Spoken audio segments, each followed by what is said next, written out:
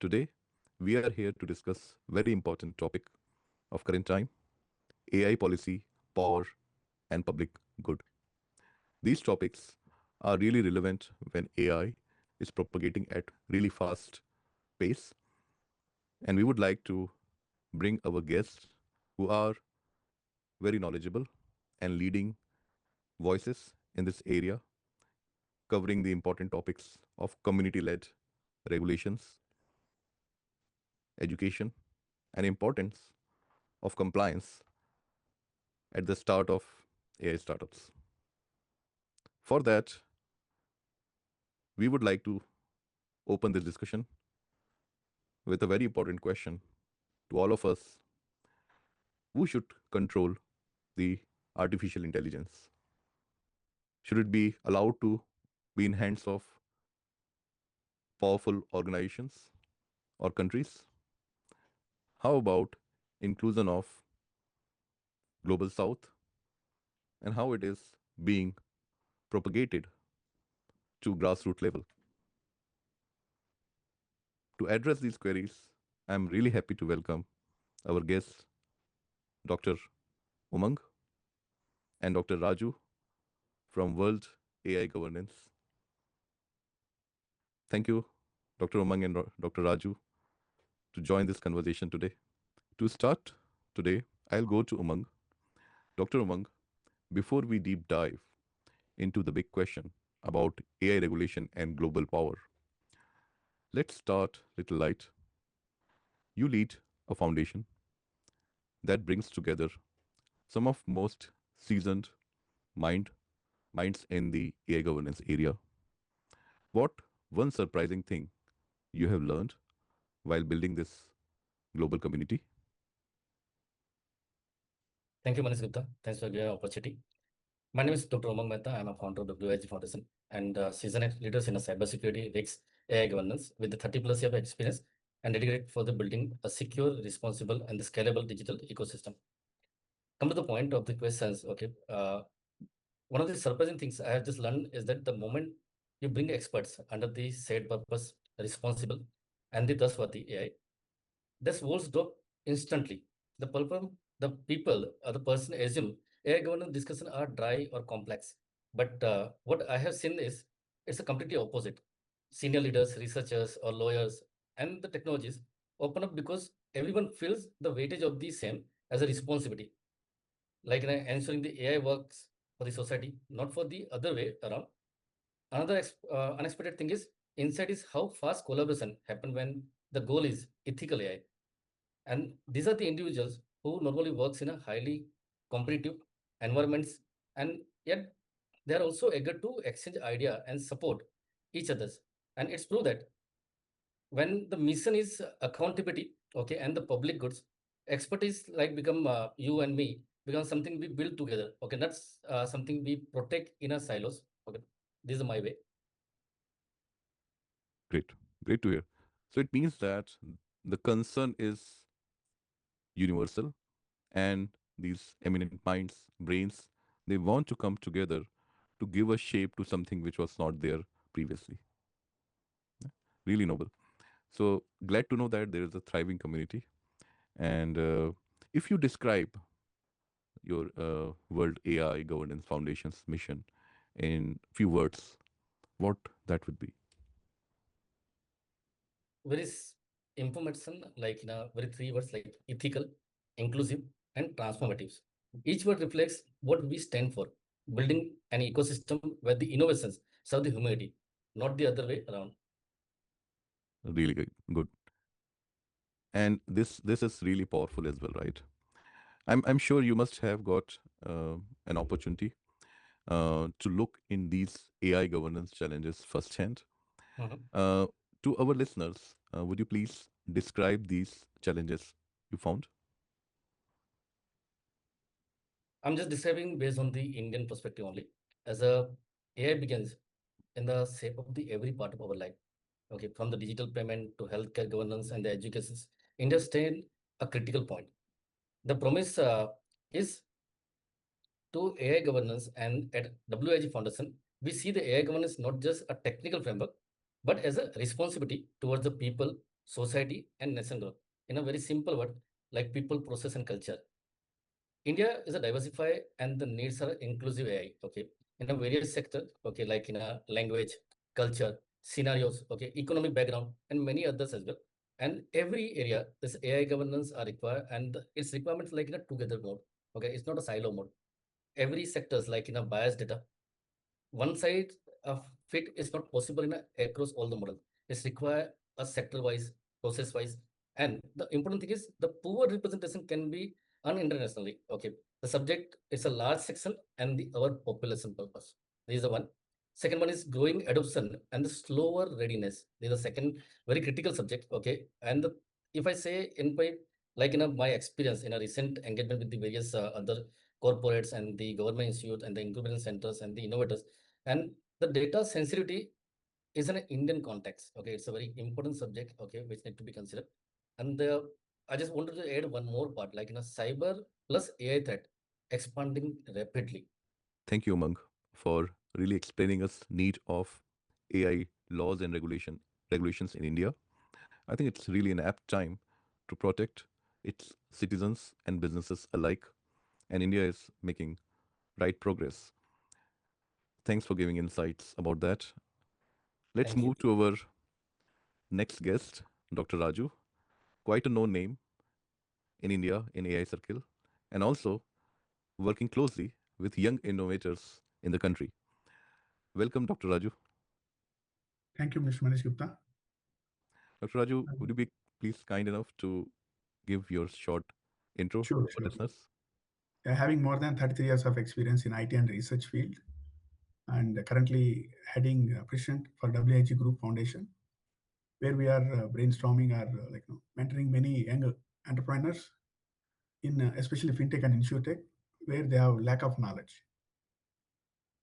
Fintech and insurance tech, where you have tons of consulting experience, Dr. Raju. Consultancy experience as well as guiding multiple MNCs in the Amazing. domain-driven AI applications. Dr. Raju, when we look about the startup around AIs, we also see that many times these startups face a lot of challenge while bringing a new product. What do you find why these challenges originate? Can you talk about them? Young entrepreneurs, they are developing products with minimal knowledge, even lack of industry expertise, especially when they are not able to define properly the problem statement, because that is nothing but a business use case. They need to understand the client pain points, not take voluntarily some problem statement or come up with some algorithms. They thought this is a product, so that is not the way they have supposed to do. They have to undergone some principles, like to understand the domain expertise first, understand the real pain points of the customer, and at least they have to work with multiple startups before opening a startup. So that will give a kind of expertise and standard procedure. In addition to that, AI governance is a new term and no one knows about this. That is another sad to say that that is a major striking a hiccup for young entrepreneurs. And in addition to that, when it comes to the enterprise applications like banking, insurance, finance, people are morely domain driven AI solutions client is expecting. So this is where most of the time these people are not having sufficient knowledge from the industry perspective, and whatever they are developing, it is going to fail, and it is failing also. And Umang, if I connect it with the AI governance area, do you share the similar observations? Yes. Reason behind many of the organizations they are planning for the AI policy and frameworks without the having the knowledge of the what are the principles to be followed, what are the company visions, what are their objective of the AI integrations, and many subject. Now there's everyone they're just following the AI bubbles kind of thing. Okay, why they need it? Okay, they don't have the actual vision. Everyone are using, so why we not? Okay, so it's not a actual whether it's really required. Okay, this is the main subject. Okay, without the having the information about the organization requirement, like in a purpose driven and the outcome driven, they are just planning for the let's engage the AI in our ecosystem as well. So many area, okay, where the corporates also they are just following the many practices like others are doing. Okay, but in a governance section when we discuss whether it's really needed. Okay, what kind of automations things can be possible. Why the AI is mandatory? So everywhere AI is not necessary. Okay. So this subject supposed to be understood everywhere. Yeah. Everywhere AI is not necessary. Really good Correct. takeaway. Living in this bubble, Umang, maybe if I ask you a fun question like, if we are sitting in a conference table with many parties, and one of them is AI, what role it would be? It should be, rather, in Okay. your eyes. So the AI is a really brilliant and the innovations kind of thing. So let's assume as a like teenagers kind of thing. So we invite the teenagers in a every parties and every conferences, but we supposed to be care them because the youngsters as a teenagers, okay, they make mistakes and the definitely it's unpredictable. Okay, so as a senior responsible person or maybe as a parents or maybe in some other way, okay, we are just caring them. So similarly, AI also it's a unpredictable, it's a highly intelligent, though there is a human oversight is required. Okay. So definitely the AI for my side, if it is a party, then it's a teenagers. Very aptly said, teenager, and you need a parental oversight, Mentorships, parental. mentoring in initial days, certainly, yes. But Correct. also, it means it's growing fast, right? Yeah. So, coming to Dr. Raju, you had first-hand experience mentoring the startups and these young, Umang mentioned teenagers in T Hub and IITs. Would you please share some experience how it was working with them? Again, like no, when you talk about T stands for technology, right? All IIT stands for technology only. So they don't have exposure to the business again. That is the major problem. And even they quote themselves as a like no AI startup. That is not correct, right? That should be something. It starts with some business perspective. And in recent my experience, like no, I did a couple of like no ISO 42K audits actually with like successful people actually. So even though they're also like lacking a lot of knowledge in AI perspective, what to do, what not to do, and what they know is AI life cycle. That's it. And they are not much aware of the regulatory bodies like constraints. Mm. And that is what I observed actually, because recently I did around 7 to 8 audits through T-Suite, and it's a very great experience. And even recently I attended one conference, international conference at Jaipur.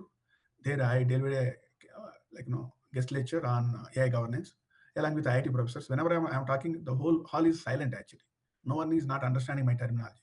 When I'm talking about ethics, risk, and human in loop, like bias, all those stuffs, like it looks very like new terminology for them, and that's what even surprised to me actually. So that is what I'm trying to like teach the people first. Like left hand side you have to talk about AI architecture and everything. Right hand side you have to like guard that with AI governance. That is what I'm taking away to all the startups now.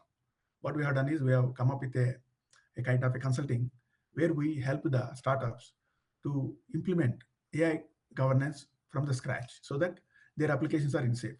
So again, in Hyderabad itself, there are around more than 8,000 startups. Wow. Out of that, 6,000 startups are using AI, but no one is like not much aware of AI governance. And recently, like wherever I met any forums, like even recently Thai forum also happened in Hyderabad, and I met so many people, and I'm trying to like trying to enlighten them from the AI governance perspective how it is important for all the startups, especially whenever they are using AI.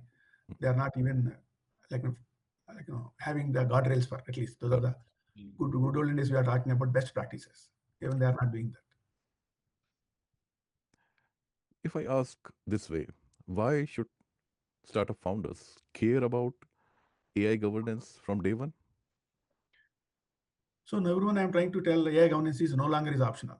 It is a mandatory now. It is a part of like AI applications. So now founders are much scared about like the penalties. Actually, now they can see a lot of like studies saying, right. Even recently, one of the MIT case studies saying that 95% of AI systems are failing. Why? They want to question themselves. Then the immediate answer is AI governance. They have to talk about 10 principles, and is there any certifications available current now? Yeah, UAI Act is there definitely. There is a beautiful one. It is having 175 articles. And recently, like ISO come up with a new certification called ISO 42001 2023 AIMS. That is at least a solution for them. And people started like moving towards that, so that they want to take everything at early precaution rather than like they don't like to pay any penalty, something like that. Very clear. It means that if they want to win big, Exactly. it funding, be it regulatory approval, It became a be it. mandatory also. A lot of venture capitalist funding also people, they're asking like, yours is certified or not, ISO certified or not. They're asking before like, funding also. This So is even like, VCs are well aware of this. That is a good news for us at least. VCs are getting involved in AI governance. Yes. That's a good news. But what is AI governance in context of AI startup? It is very simple. Good olden days, do you remember, Mr. Manish, we are talking about best practices, right? Those are best practices, nothing but now ISO guidelines, nothing more than that. So it should be robust practices from end to end from AI lifecycle. So that comes in the robust data practices, clear model development workflows, documentation making, human oversight for high risk use case. This is very, very important. Like recently, I concluded one use case with a customer. When I completed my project, my first question I'm getting from the client is, have you gone through this? Is against AI governance or in favor of AI governance? That is the question I got it from the client when I submit my final results. I said it is in line with AI governance. So that, and in addition to that, I have shown the documentation also because they don't see, they trust us, but we have to show the evidence, right? That is what I did. That is especially claims management, actually, where I'm detecting the fraud claims. And if something went wrong, what happens? Right? They are going to sue. The customer is going to sue the company first. Whether it is right or wrong, that is fine. But the bad mouthing is spread across the globe, right? That is not good for the companies. Maybe sometimes AI is giving the best results, but based on AI, if I give the decision rejecting any claim to the customer, he is going to sue me immediately. So we need to Absolutely. very transparent in that whenever you are using AI systems for end customer point of view. Very clear. This is actually gold. This discussion we are doing, I think it will enlighten a lot of people jumping into startup bandwagon. And the risk, if we have oversight on these regulations, um, what are the biggest risks you have seen, Dr. Raju? Most of the time, bias models, right? Right. There's a drift actually. People are using without much knowledge on models left and right. So even I can share my experience during my audit. I'm questioning the same, like they are using ChatGPT 4.0, and I asked them, do you have any idea what ChatGPT 4.0 is doing? The customer is not aware of that. But I said, I have given one observation because you should know. The same thing recently, like in Deloitte, it was happened the same thing, right? Deloitte recent backdrop is like they have done audit for Australian government, federal government with 400K. And without validating the results, right, they used the same like, ChatGPT 4.0. And the report went wrong actually in perspective of like failing the AI governance. I can say ethically accountability is there, and human in loop is not there because they have to validate the report right outcome. They have not done that, and it is like see 400K is nothing for Deloitte, but it True. went bad, right? So in the market, like Deloitte people are not doing good. That type of like propaganda will elevate. That is a major problem. And most of Absolutely. the time, like our models should be explainability model. Like so, we want to use classical foundation model or agentic AI, whatever you do, Gen AI, LLMs. People are talking about a lot of technologies, but they don't know what is running behind that LLMs. We need to know explainability of algorithm end to end, so that this will be very useful. Even client will also be happy. Before, like now, clients are also very smart. They're asking like end to end, and they're evaluating with their technical team with our solutions, whatever solutions we are providing to them nowadays. Very important point you made, Dr. Raju, about bias. If bias is baked in the models, and especially if LLMs, they have overlooked. Coming to Umang in World AI governance also, what is that data bias? And for especially for startups or early stage companies, why it can be dangerous? With the help of our expertise, okay, I'm just sharing the experience-based information. Many of the organizations, okay, who are in a very early stage, definitely the company are quite old, maybe a 30 years to 100 years old company. But when they are engaging with the AI integration, okay, that then the biggest challenge is data classification first. Second one is hybrid and the complex architecture is the second. Third one is there are importance of the data, okay, which data to be collected. The data is available in a garbage mode. We call this the data sets are available. Now, after the collection of the data set, there are many critical subjects or maybe the important things are collected. There are many legal compliance issues are happen. Okay, because some data are related to organizations, some data are it's a public or maybe a private as well.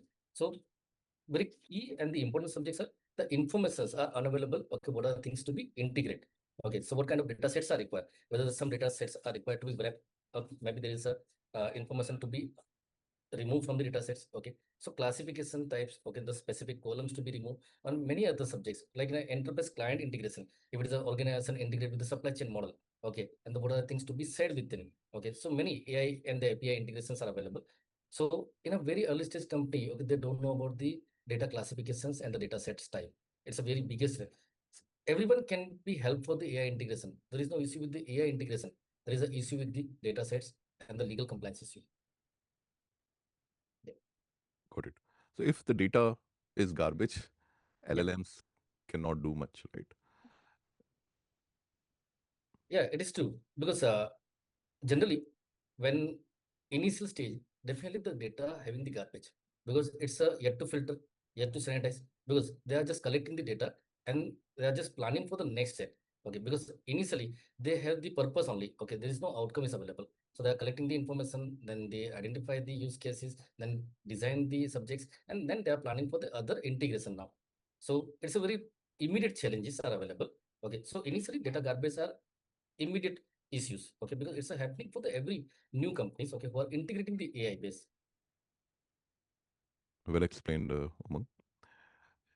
Going to Dr. Raju, we also hear about algorithmic bias, how it is different from data, and how does it impact overall AI adoption. Again, here most of the people started using their known algorithms. It's not like what we have to take the data based on the problem statement. When we are defining the problem statement itself, we are defining the data also, like base variables and derived variables. From that itself, I know that what set of algorithms I am supposed to use. I know that whether it is a classification problem, whether it is a regression problem, whether it is a cluster problem, or I can have multiple like cluster to classification or cluster to regression problem. I can transform, right? So before designing the data itself, I know the answer, like which set of algorithms I have to use. In addition to that, people started using like irrelevant like algorithms. Like for example, they want to one silver bullet solutions are like agentic AI. They want to use it for the data, whether it is suitable for that type of problem statement for that particular domain or not. And we have to see some research papers published, and we have to review it before concluding that, right? So that is not happening, and that is because of the immaturity. There, AI governance will come into the picture actually, where we talk about algorithm bias and data bias combined together, and it will give initially with junk data, like as Momangi said, there is a garbage in, garbage out, right? So in the universe, whatever it is available with all the fake data. So all your LLMs or agentic AI, whatever you are using, they are using third-party tools. They run with the fake data. This is similarly, I got the same question recently. One of my discussions with salespeople. There is a cards applications, right? Commercial off the shelf applications are available. Why it is not more efficient, not giving serving the customers than in-house developer products? Answer is very simple. All card solutions based on most of the time they use experts in AI perspective, not from the domain perspective. They use with whatever the data they want and whatever the algorithms they were set up, they want to use it. But in-house developed AI solutions are based on the problem statement. They define data very well. They define the future variables very well. They know which algorithm set they are supposed to use based on the type of the data. Then it will give more results, accurate results to when compared to cards applications. Got it. But my query is like, if we need to care for, especially for early stage startups, if they need to care about regulatory laws, certification, AI governance, isn't it anti AI startup? Wouldn't it slow it down? How do you see that? No, definitely not, because we are driving some startups with AI governance, along with AI governance. Whenever we are defining the problem statement, we are very clear, right? We are very clear about what set of data we are going to use, and we in-house subject matter experts. They are going to create census data, especially myself, fintech and insurance side. If you look at all my articles which was published on in LinkedIn, I have given a lot of hints about the data actually, how the data to be selected, how feature variables to be selected, then how you combine together to run the algorithms. I have published more than 300 plus articles like that. So similarly, I'm training my team actually. I'm mentally training my team. AI is not a overloaded work for you. It's a part of our life cycle, right? That is what mentally we have to prepare our young entrepreneurs. We need to prepare our entrepreneurs. I also hear that in India, a lot of initiative has started. Umang mentioned a few of them. There was one particular which caught my eyes. It called whole of government approach. What that is? Actually, this AI rule will be interconnected across all the ecosystem and the industries. Like we just in a fintech, health tech, or maybe in any manufacturing company, and across all the government tech initiatives are integrated each other. There are very simple examples like UPI transaction, banking transaction, and other like fast tech, road transport and all. So everyone are the integrated. So this is the call it the whole of government because it's an ecosystem based the integration part. And the second one is like data, this privacy part, transparency, accountability, and responsibility all are integrated. Okay, and the entire ecosystems are built with together. And this is the called as whole of government.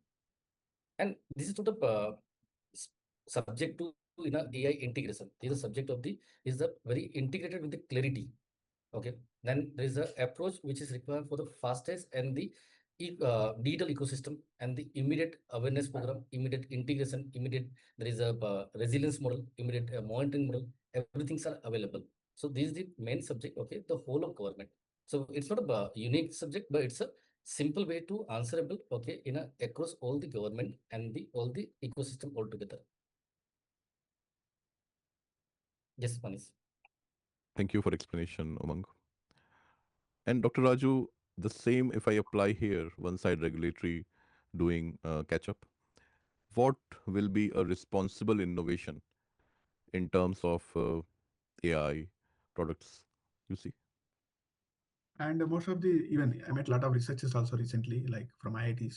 What they thought is like, no, innovation is going to a kind of like a stopper, like AI governance is a stopper for innovation. That is wrong actually. So what my theme is like, no, when you build some innovating activities by using AI, like no, have a standard practice. I'm not saying AI governance, make a standard practice, and which will definitely help the responsible AI. So when I say responsible innovation is nothing but I want to convert as a responsible AI.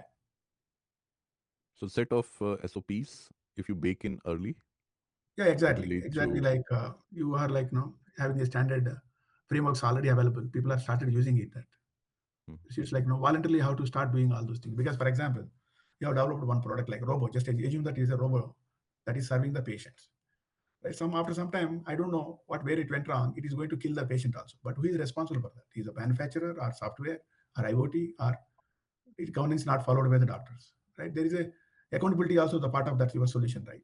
So people thought like it is serving the patients, but finally it kills the patient too. There is a chances are there, and that happened earlier Very actually. So even like you take auto like driverless car. drugs. Yeah. So the same example, it killed the passenger right when they are trying to pass. It is not able to detect that IoT that side, and it went right rammed that uh, like pedestrian, and it was fatal happened. So this similar way like so human intervention is always mandatory actually, right? Even though you have the driverless car, right? So instead of sitting, why you want to sit in the driver seat? Like you want to sleep, you can sleep on the bed, right? Not on the driver seat while driving on the highway. So you should also observe actually. So that is my theme.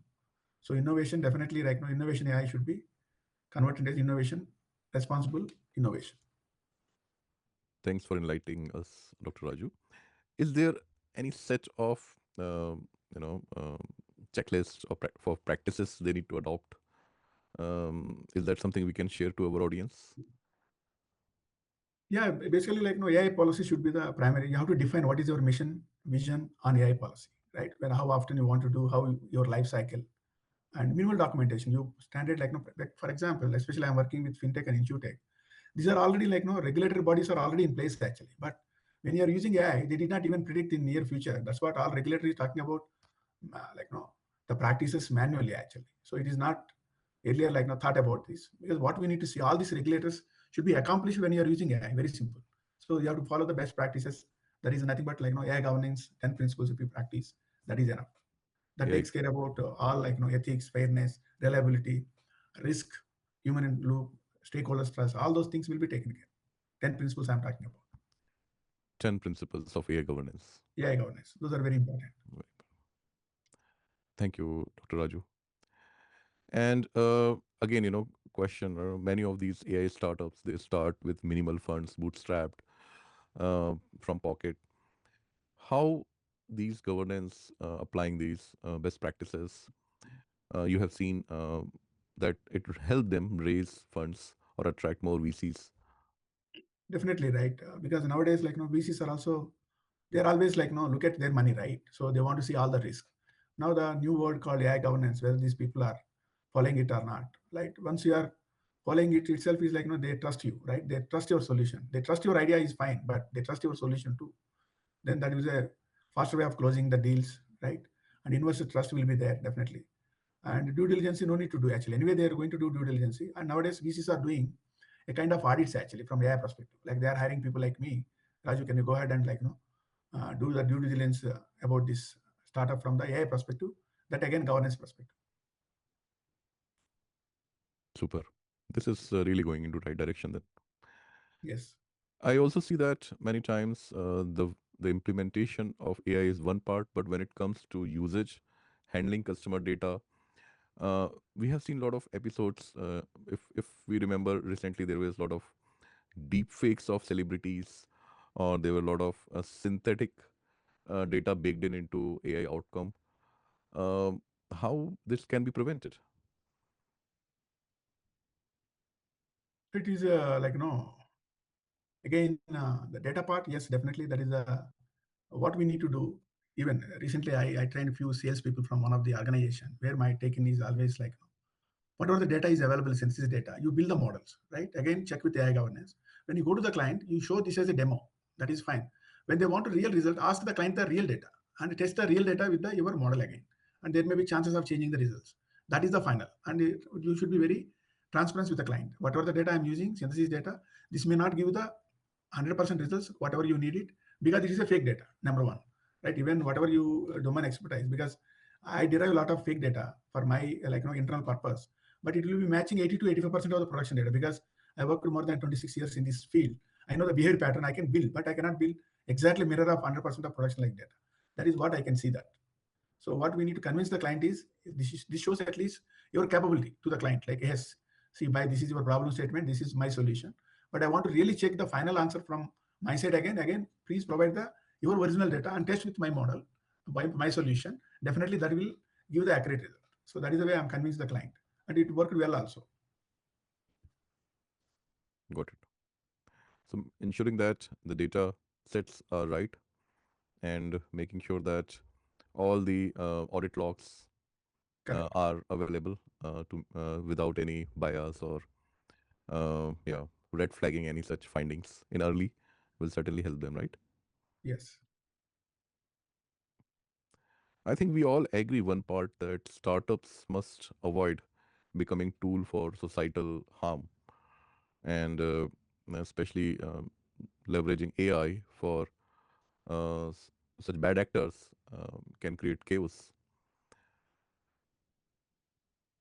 Uh, I also see that a lot of time the news that certain startup faced issues with compliance or regulatory, and they grew really fast in a very short time. What they cannot fall in that trap? How they can avoid falling in that trap? Again, everyone is hurry actually. So this is what I observed actually because recently I gave one lecture on AI principles. This master class where I'm talking about the failures of different startups, successful startups. Not only I'm talking about early startups, successful startups, they failed actually. Because what happened whenever new CEO comes, right? You want to very hurry in developing AI solutions, and you want without much validation. You want to take out the people, he fires the people and feel that okay, I'm comfortable. And within 1 year, he realizes that yes, I have done the mistake. It should be hybrid model. I have to go AI into a kind of automation that cannot replace 100% my all resources. What they should think is hybrid model is always better. That is what right now I can see some successful stories actually in and around. Got it. Hybrid model. Hybrid model means it goes to 60 to 70% using AI automation and 30% is manual intervention. Even recently, one of my audit also I've done against the Zomato, that is a product Zomato, right? That is Nugget.com. Even though they have 1 billion transactions annually, those are ticketing systems. They have done only 85% automated, and only 15% they are doing still manually actually. And they want to improve the system, but still manual intervention is there. They are Manual. doing it. And one of my audit recently with some that is media. they are auditing multiple times manually, because that is a news, right? Whenever they want to publish some news, it should not be fake, right? Because someone is going to Absolutely, sue yes. against them. They are doing multiple times audit manually. Manually. That And is very can good actually. Human intervention generally we recommend once, right? But they did multiple times, multiple checks before publishing on the newspaper. a small mistake can create a lot of chaos. Lot of havoc, I right? can say. So because you know that WhatsApp University, we are getting a lot of all fake videos and fake news. And recently we have seen the actor Dharmendra, right? He was not died, but they said died, of course, after some time, some days he died Yeah. also. That story is different. But Oh, that's yeah. like, people are hurry in publishing something. That is very bad actually. So there, like, we have to restrict. This is very risky actually, especially WhatsApp University. Whatever you are getting, better not to believe in that. The news or the pictures. Nowadays, it is very difficult to, like, compare both. Which one is a fake video? Which one is the original video? Of course, we have the tools. We do like, compare and develop it. But before that, people are not aware of, right, all those things. They thought it is a real news and they will believe in that. True. Nowadays, like, even all parties are using the same thing against the other parties actually. Negative comment, negative publicity, wherever it is possible, whether it is a Instagram, whether it is a YouTube, they're putting a lot of content against each party wherever, like, they get opportunities. That is not good. Government has to take some action against that. And yeah, there should be a lot of complaints to be adhered. And even I think even recently also a lot of videos are deleted from YouTube by finding these are the fake videos and AI generated videos with some nonsense talking discussions, right? That is also very good actually, good news for us. So, Dr. Raju, as you audit these AI startups in early stage or late stage, what are the warning signs you find first that they are going into a risky territory? First of all, like, we need to educate them because they don't know much about what is AI governance. We need to educate them, number one. And whether they're following it or not, that we have to see, especially fintech or insurtech. Like what I see, like, two types of use cases with my experience, which is operational efficiency, and another is like an end user is going to impact up based on your AI decision. So when it is end user is going to impact, we should be thoroughly checked twice before publishing that result. Internal operation is something is went wrong, it's okay. You are going to take the bite. That internally it is harming you only. Maybe you are losing a few dollars. That's okay. But no one is going to sue you. But that is internal to you. But when it is external, like for example, end user is going to impact because, for example, is a credit card system, and you have rejected a credit card, right? And that is end user going to impact, right? Why you have rejected, and when you note that in the CIBIL score, wherever it is, or in the credit score, and when you applied for another credit card, automatically that is going to impact actually. That is rejection. So like that 4 or 5 wrong decisions is like, giving pain to the end user. So those are like, very strict compliance should be followed actually. Even UA Act is telling, that is what I like most. When it is a very complex use case, don't go for AI. That's all. Very simple. That this very blind rule saying that don't go for AI, do manually. That's all. That is one beauty part of UA Act. I see that. Complex, very complex use cases are not allowed to do AI application. Yeah, You should not use AI for that. absolutely. Europe is forefront of regulatory for these models. It's going really exciting in that area. Yeah, it's getting quite a few developments happening.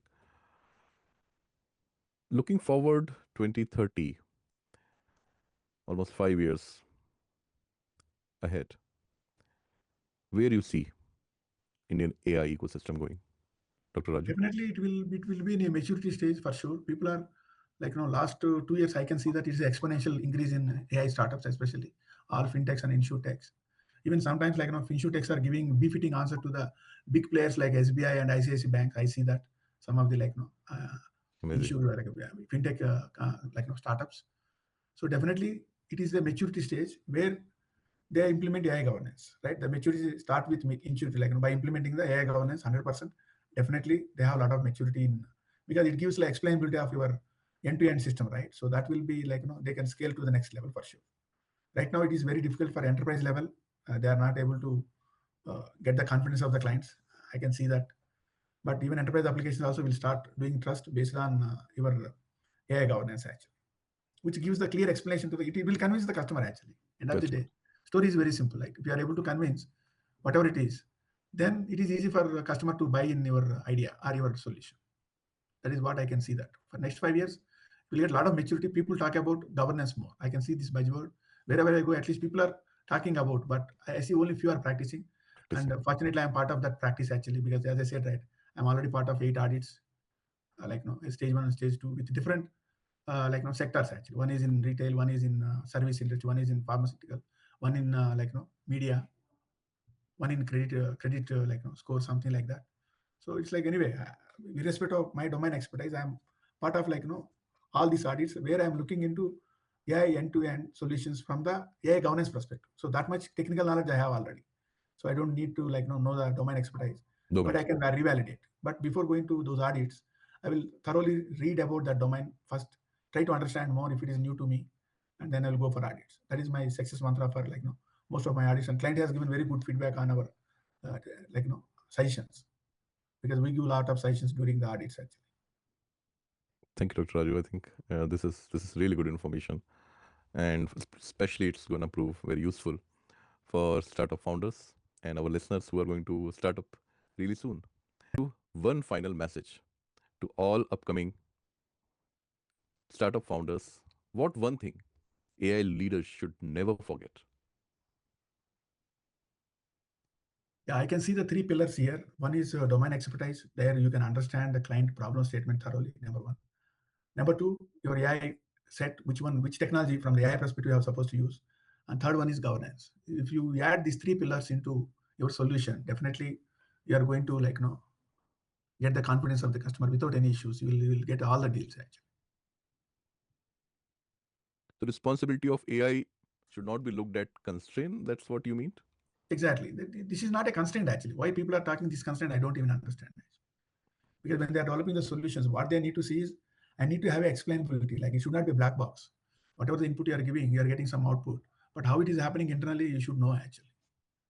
There are a lot of research papers I can see that where you can explain your model, how these models are working, whether it is a neural network models or non-neural network models. So what I'm trying to say is you have a responsible AI with domain expertise, and AI, what set you are using, what type of algorithm set you are using. Be aware of that. People bias towards everyone talks about agentic AI, they want to use it. But the architecture point of view, we need to build this may be suitable to your domain or not. You need to consider that first. Or if someone failed by using that, there is a lot of literature is available in the research papers. You need to review that before, just like a research. But what I see most of my time, because I'm going to get 35 startups soon. Wow. Under my umbrella. So I gave the clear message to my team actually. So you should learn domain first, then AI technology is associated with that business use case, and third one is AI governance. Responsible AI, you have to use it. So these 3, I'm training my team first, right? And we are following very religiously. These are standard practices, I can say, because people are talking about frameworks and all those things. But good olden days, even 30 years back also, we are using the best practices when you are using testing, when you are using coding, everything we have done actually. When you are understanding, when you are preparing the documentation also, we are following all the standard practices. Like which should be mandatory in the document, which should be mandatory in the coding, like that, which is efficient way of coding. Even I see that because I showed a lot of my resources by using the ChatGPT. They have done some coding. Even I am able to replace that code within 3 to 4 lines actually, instead of 20 lines. So the same code, if you ask the same prompt ChatGPT again and again, it gives a different type of coding actually, which may be sometimes, not sometimes, most of the times not efficient actually, not efficient coding. And especially when they are using ChatGPT for enterprise applications, it is a blunder mistake. They are not supposed to do that. Even some companies started banning that actually. Don't use for ChatGPT coding in enterprise applications, especially banking, finance, and insurance. As in couple of failure cases. Thank you, Dr. Raju, for insights. Looking at also, beyond ecosystem for startups, we also see that a lot of initiative happening in community level. And Umang, coming to you, what are the recommendations you give to educational institutes, participants from different business entities? How are you shaping up with WAIG? WH helping in a very strategic way, okay, like in a public-private collaboration. This is a primary. Second one is we are just providing the advisory and consulting services, where we have the industry leaders expert, like in every vertical. We have the 34 experts, and all of them are more than 30 years of experience in a specific industry only. Like Mr. Raju sir. Okay, similarly, there are many others are available. and all of them are very experts in a specific vertical. Apart from this, okay, we are also associated with the various universities, institutes, and the colleges, and we are just helping them for the public and private collaboration. So, like in a government councils and the private organization, here when we met with the universities, institute, there are they have already said the very important subject is we are facing the skill gap issue. We don't have the curriculums appropriate. So curriculum labs also they have said the information. We are just helping them in a collaborative manner. The second subject is like in a awareness program. We are just connecting with the councils, our industry experts, and we are just generating some help like in a bootcamp initiatives like NASCOM initiative, TG 10 initiatives, T Hub initiative, IIT Kharagpur initiative. So Mr. Raju sir is helping in a various mode, and many other initiatives also developed, and all of them are related to the collaborative efforts. Okay, we are not individual working as like in a WH is not an individual. We work in a collaborative way. Okay, as an individual and a silo, we cannot achieve any kind of initiative. We require the collaborative helps like in a government, universities, corporates, and the other councils as well. So this is the way we are just working, and we're just aware how the AI governance can help in a AI ecosystem.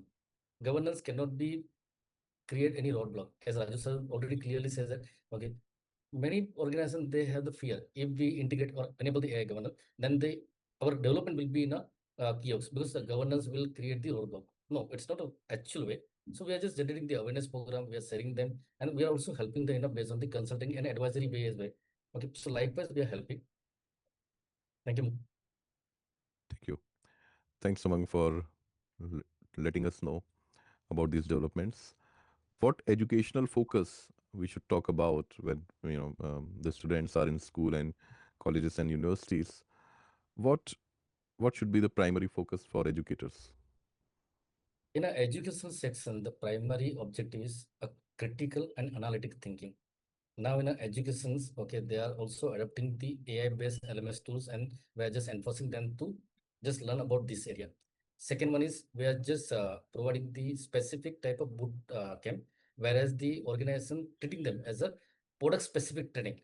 Okay, so it's a wrong path. Okay, to provide the education based on the innovative ideas. Okay, helping them to use the product versioning wise, then the pros and cons. Okay, if we are using the certain platforms, okay, what are the benefits are available. Okay, so as an education perspective require a real use case, okay, instead of the product specific training. Organization supposed to be, or maybe the education area supposed to be understand the critical requirement of the next generation. After the completion of the education, they are facing the very critical issues. Okay, whatever they have learned from the institute, okay, the same platform is unavailable in organization. Okay, so likewise, there are many subjects are available, and we are just generating and helping them as a bootcamp wise help. Okay, and this bootcamp is latest platforms. We are helping them in a real use cases and the real challenges to overcome with the help of our expert learning team. And we are also helping for the developing the programs. Okay, not only for the curriculum, but we are just helping them as a diploma course and post diploma course as well. As an organization cannot be changed the entire curriculum in a one shot. So instead of changing anything, okay, we are helping them for the develop any short-term courses, okay, or maybe a mid-term courses wise. And also the main core objective of the WIG is to create a young innovators, okay. Like in a current stage, we can say that India is not a maker, it's a taker. We are just adopting everything, okay. We don't have our own. If we start the our own initiatives, and maybe after 2 years or 3 years, definitely there are in India the innovators will be more, okay, instead of the right now we are just generating the takers, we are creating the hands and legs, okay. And all the institution student, they have the very clear initiatives. Okay, I may be joined with the X company, Y company, or Z company. Okay, they don't have any idea about the I would be become a one innovators or as a startup or maybe the entrepreneur.